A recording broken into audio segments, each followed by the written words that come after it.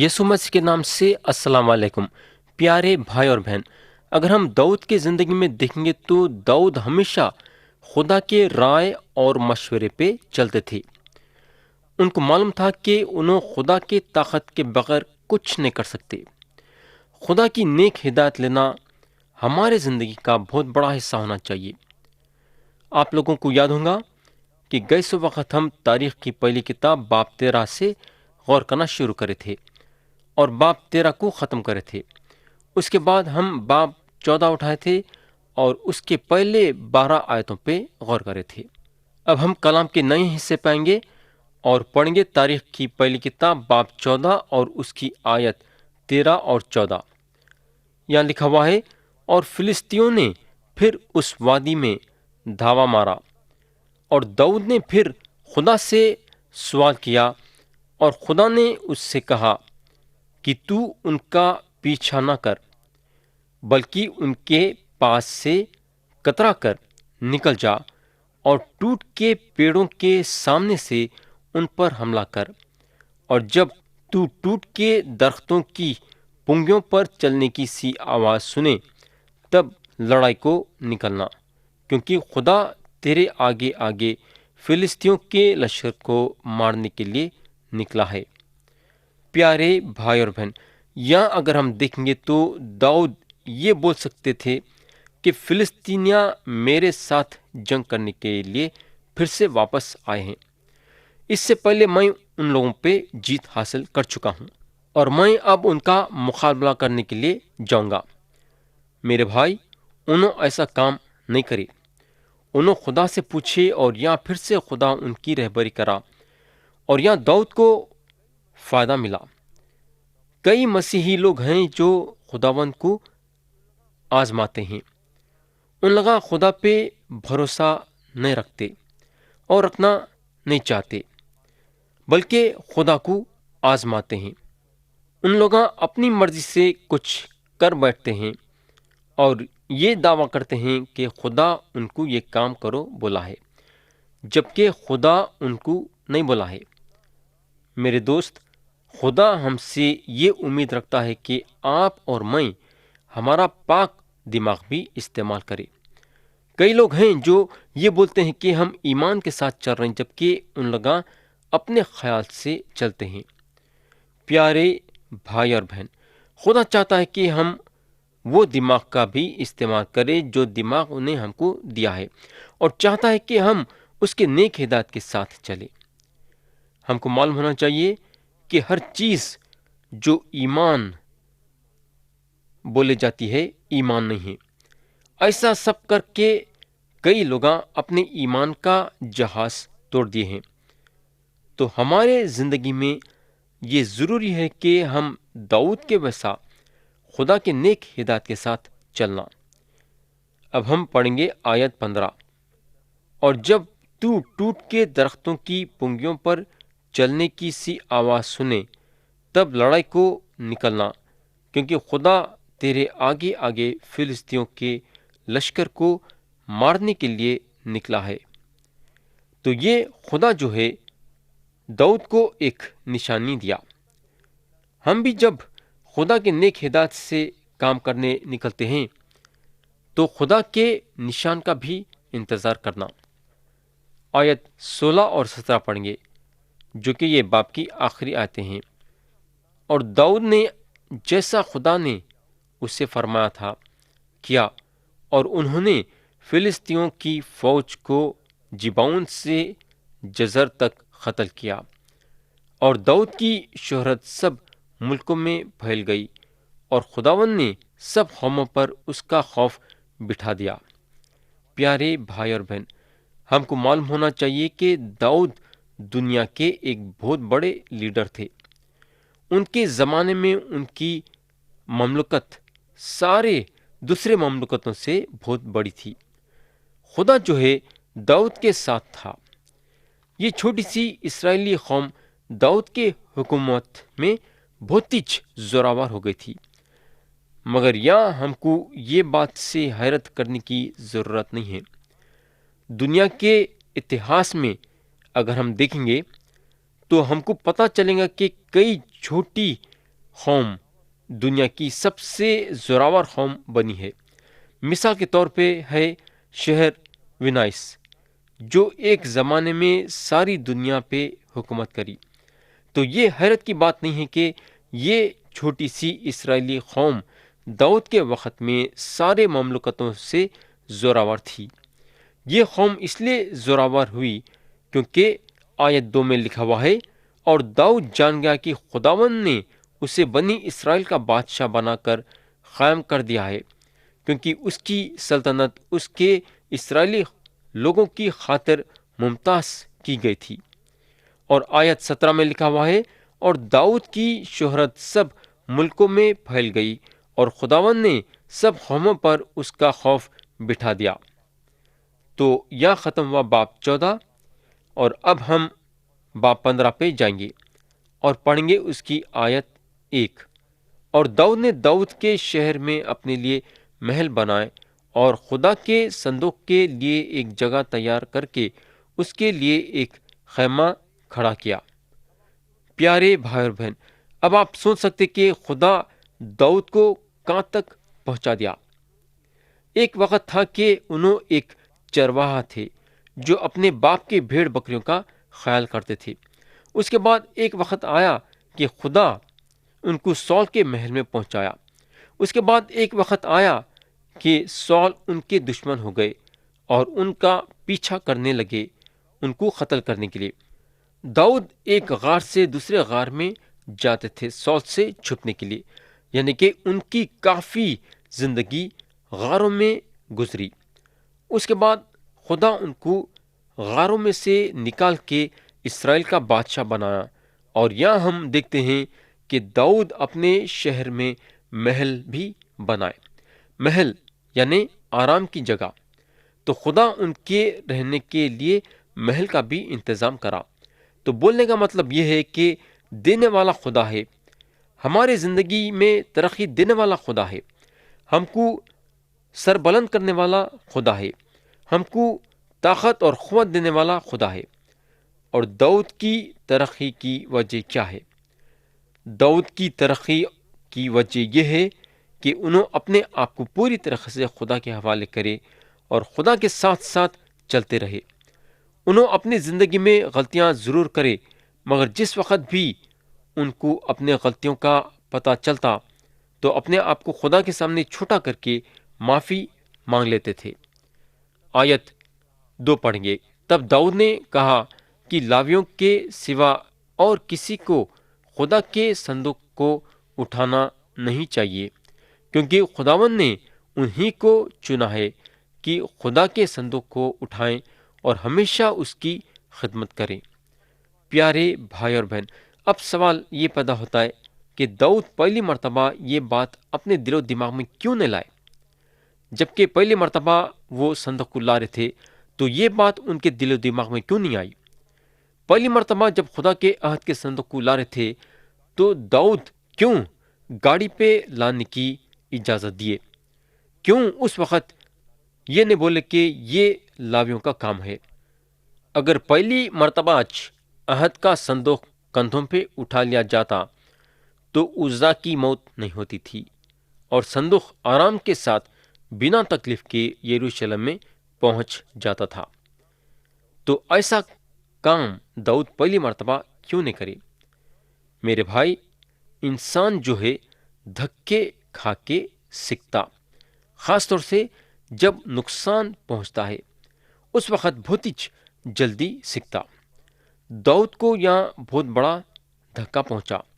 عزا کی جب موت ہو گئی تو اس وقت ان کو بات سمجھ میں آئی کہ صندوق کو گاڑی پہ رکھنا نہیں تھا بلکہ کندھوں پہ اٹھانا تھا۔ تو انسان جو ہے دھکے کھا کے غلطیوں کو سدھارتا ہے۔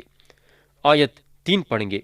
اور داؤد نے سارے اسرائیل کو یروشلم میں جمع کیا تاکہ خداوند کے صندوق کو اس جگہ جو اس نے اس کے لیے تیار کی تھی لے آئے۔ تو یہاں داؤد یہ خیال کرے کہ لوگوں کا یروشلم میں جمع ہونا اچھی بات ہے۔ خدا کے عہد کا صندوق یروشلم آ رہا تھا اور داؤد چاہتے تھے کہ سارے اسرائیلیاں یہ نظارے کو دیکھنا۔ آیت 4 پڑھیں گے، اور داؤد نے بنی ہارون کو اور لاویوں کو اکٹھا کیا۔ اب ہم آیت 11 اور 12 پڑھیں گے، اور داؤد نے صدوق اور ابیاتر کاہن کو اور یوریل اور عصیا اور یریل اور سمیا اور ایلیل اور امیناداب لاویوں کو بلایا اور ان سے کہا کہ تم لاویوں کے آبائی خاندانوں کے سردار ہو، تم اپنے آپ کو پاک کرو، تم بھی اور تمہارے بھائی بھی، تاکہ تم خداوند اسرائیل کے خدا کے صندوق کو اس جگہ جو میں نے اس کے لیے تیار کی ہے لا سکو۔ پیارے بھائی اور بہن، داؤد جو ہیں عہد کے صندوق کے لیے جگہ تیار کر لیے تھے، مگر ہم کو یہ نہیں بتایا گیا ہے کہ وہ کون سی جگہ تھی جو داؤد عہد کے صندوق کو رکھنا چاہتے تھے۔ میرا جہاں تک خیال ہے، داؤد عہد کے صندوق کو رکھنے کے لیے جو جگہ چنے وہ جگہ پہاڑ موریا تھا، جہاں حضرت ابراہیم اسحاق کو لے کے گئے ان کو قربانی کے طور پہ چڑھانے کے لیے۔ آیت 13 پڑھیں گے، کیونکہ جب تم نے پہلی بار اسے نہ اٹھایا تو خداوند ہمارا خدا ہم پر ٹوٹ پڑا، کیونکہ ہم آئین کے مطابق اس کے طالب نہیں ہوئے تھے۔ پیارے بھائی اور بہن، آپ لوگوں کو یاد ہوگا کہ جب پہلی مرتبہ عہد کے صندوق کو لا رہے تھے اور عزا کی موت ہو گئی تو داؤد خدا پہ ناراض ہوئے۔ داؤد کا شاید یہ خیال تھا کہ خدا غلطی سے کام کرا ہے، غلطی پہ تھا جب انہیں عزا کی جان لے لیا، مگر بعد میں داؤد کے دل میں یہ بات پیدا ہوئی کہ خدا کبھی بھی غلطی نہیں کر سکتا، بلکہ انہیں غلطی پہ تھے، یعنی کہ داؤد غلطی پہ تھے، کیونکہ وہ صندوق جو ہے کندھوں پر اٹھانے کے بجائے گاڑی پہ لے کے جا رہے تھے، جو کہ ایک بہت بڑی غلطی تھی۔ اور یا جو ہے ہم یہ سوچتے ہیں کہ خدا قصوروار تھا، لیکن ایسی بات نہیں ہے۔ غلطی ہماری ہوتی ہے اور ہم قصوروار خدا کو ٹھہراتے ہیں، جو کہ بالکل غلط بات ہے، اور خدا کو قصوروار ٹھہرنا ہمارے لیے جو ہے بہت بڑا گناہ ہے۔ خدا اس کا حساب ہم سے لے گا۔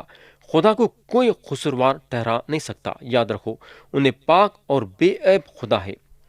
آیت 14 پڑھیں گے، تب کاہنوں اور لاویوں نے خداوند اسرائیل کے خدا کے صندوق کو لانے کے لیے اپنے آپ کو پاک کیا۔ پیارے دوست، عہد کا صندوق خدا کی آنکھوں میں اہم تھا۔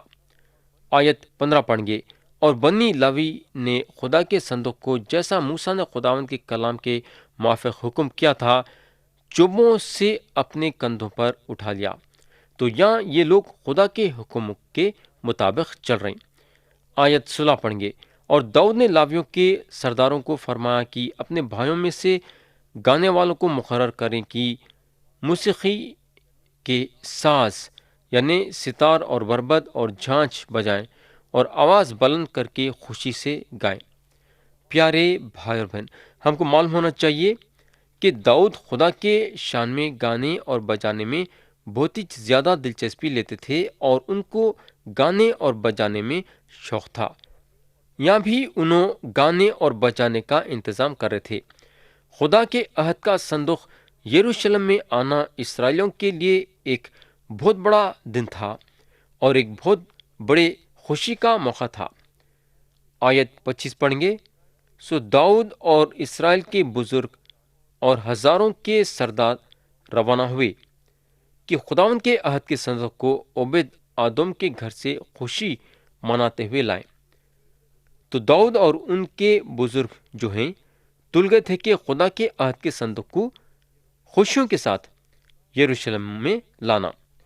خدا چاہتا ہے کہ ہم خدا میں لطف اٹھائیں اور یہاں یہ لوگ خوشیاں منانے کا ارادہ کریں۔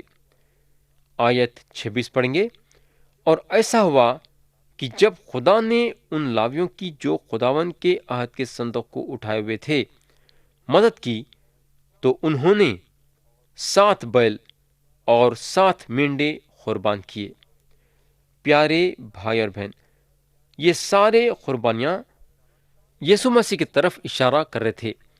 آیت 27 اور 28 پڑھیں گے، اور داؤد اور سب لاوی جو صندوق کو اٹھائے ہوئے تھے اور گانے والوں کے ساتھ کننیا جو گانے میں استاد تھا کتانی پیراہنوں سے ملبس تھے، اور داؤد کتان کا افود بھی پہنے تھا۔ یوں سب اسرائیل نعرہ مارتے اور نرسنگوں اور تریوں اور جھانجوں کی آواز کے ساتھ ستار اور بربت کو زور سے بجاتے ہوئے خداوند کے عہد کے صندوق کو لائے۔ پیارے بھائی اور بہن، آپ سوچ سکتے کہ یہ دن کیسا دن تھا ہوگا۔ لوگاں خوشیوں سے بھر گئے تھے۔ آج کلیسیا کی عبادت اس لیے سست ہو گئی کیونکہ کئی کلیسیاؤں میں مسیح کے شان میں گانا بجانا نہیں ہوتا ہے۔ آج لوگوں کو اگر آپ دیکھیں گے تو ان لوگوں کے چہروں پہ وہ خوشیاں نظر نہیں آ رہی ہیں، بلکہ ان لوگوں کے چہرے سے خوشیاں اڑ گئے ہیں۔ اگر آپ کے چہرے پہ خوشی نہیں ہے تو یہ پکی بات ہے کہ شیطان آپ کو اپنے قبضے میں لے لیا ہے۔ خدا میں خوشیاں منانا ہمارے زندگی کا ایک بہت بڑا حصہ ہونا چاہیے۔ خدا میں ہم ہمیشہ خوش رہنا چاہیے۔ داؤد اور ان کے ساتھیاں جب خدا کے عہد کے صندوق کو یروشلم لا رہے تھے تو خوشیوں سے بھر گئے۔ آیت 29 میں لکھا ہوا ہے، اور ایسا ہوا کہ جب خداوند کے عہد کا صندوق داؤد کے شہر میں پہنچا تو سال کی بیٹی میکل نے کھڑکی میں سے جھانک کر داؤد بادشاہ کو خوب ناچتے کودتے دیکھا، اور اس نے اپنے دل میں اس کو حاقر جانا۔ پیارے بھائی بہن، میکل جو ہے سال کے بیٹی تھے اور داؤد کے پہلے بیوی تھے، تو میکل داؤد کو ناچتے ہوئے دیکھی اور اس کو داؤد کی یہ چال پسند نہیں آئی۔ خدا کے لیے انہوں خوشیاں منا رہے تھے۔ انہوں خوشی سے اتنا بھر گئے تھے کہ انہوں خدا کے لیے ناچنے اور کودنے کے لیے بھی پیچھے نہیں ہٹے۔ یسوع مسیح پہ ایمان رکھنے ہوئے ہمارے دل خدا کے لیے خوشیوں سے بھر جانا چاہیے۔ تو یہاں ختم ہوا باب 15 اور ہم اٹھائیں گے باب 16 اور پڑھیں گے اس کی آیت 1 سے 3 تک۔ یہاں لکھا ہوا ہے، سو وہ خدا کے صندوق کو لے آئے اور اسے اس خیمے کے بیچ میں جو داؤد نے اس کے لیے کھڑا کیا تھا رکھا، اور سوختند قربانیاں اور سلامتی کی قربانیاں خدا کے حضور چڑھائیں۔ اور جب داؤد سوختند قربانی اور سلامتی کی قربانیاں چڑھا چکا تو اس نے خداوند کے نام سے لوگوں کو برکت دی، اور اس نے سارے اسرائیلی لوگوں کو، کیا مرد کیا عورت، ایک ایک روٹی اور ایک ایک ٹکڑا گوشت اور کشمش کی ایک ایک ٹکیا دی۔ یہ ایک ایسا دن تھا جو کہ اسرائیلیوں کے لیے بہت ہی بڑا دن تھا۔ یہاں لکھا ہوا ہے، سوختند قربانیاں اور سلامتی کی قربانیاں خدا کے حضور چڑھائیں۔ پیارے بھائی بہن، ہم احبار کی کتاب میں دیکھ چکے تھے کہ سوختند قربانی وہ چیز ہے کہ خدا جو مسیح پہ ہم کو دیکھتا ہے، یعنی کہ خدا جو مسیح میں ہم کو دیکھتا ہے۔ سوختند قربانیاں خدا کے موجودگی میں جاتے تھے۔ اس کے علاوہ کلام یہ بھی بتاتا ہے کہ ان لوگاں جو ہیں سلامتی کی قربانیاں بھی چڑھائے۔ یہ چیز جو ہے یسوع مسیح کے بارے میں بات کرتی ہے کہ یسوع مسیح کیسا ہمارے لیے صلیب پہ اپنا پاک خون بہا کے ہمارے ساتھ سلامتی کا رشتہ قائم کرے۔ ہمارے اور خدا کے بیچ میں ہر چیز صحیح چلتی جب تک ہم یسوع مسیح کے ذریعے خدا کے راستے پہ چلتے ہیں۔